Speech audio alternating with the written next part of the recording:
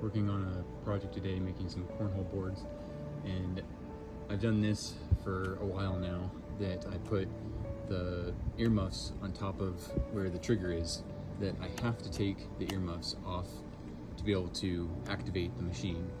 And I feel like someone just needs to hear that today. Where in your life do you need to have intentional guardrails for protection? So you can use this machine without protecting your ears, but how does that help you long term? It doesn't. We need to be intentional in protecting what is important to us. So we need to be intentional about the things that we're letting our kids watch, intentional as to what our eyes see. What is it that we're consuming that needs to have safeguards? Is there something that you need to have set up and block things on the internet, or just even put time limits?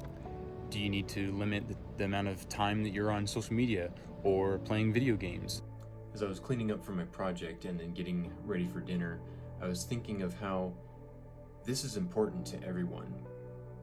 Christian or non-Christian, whether you believe in the Bible or you don't, it is full of wisdom.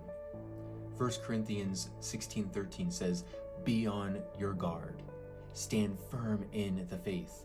Be courageous. Be strong."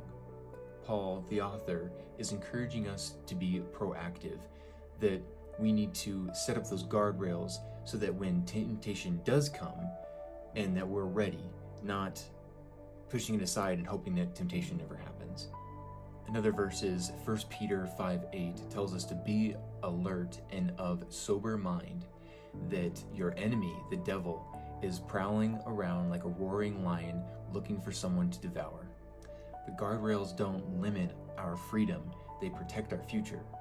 Peter is encouraging us here to set those boundaries so that we don't make ourselves an easy prey.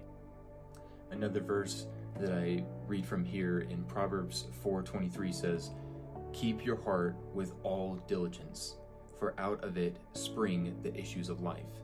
That's in the New King James Version.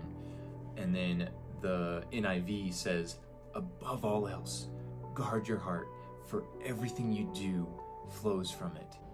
That's my challenge for you today. Where do you need protection? Where do you need to put earmuffs in your life? And as always, God loves you, I love you, God bless, and have a great day.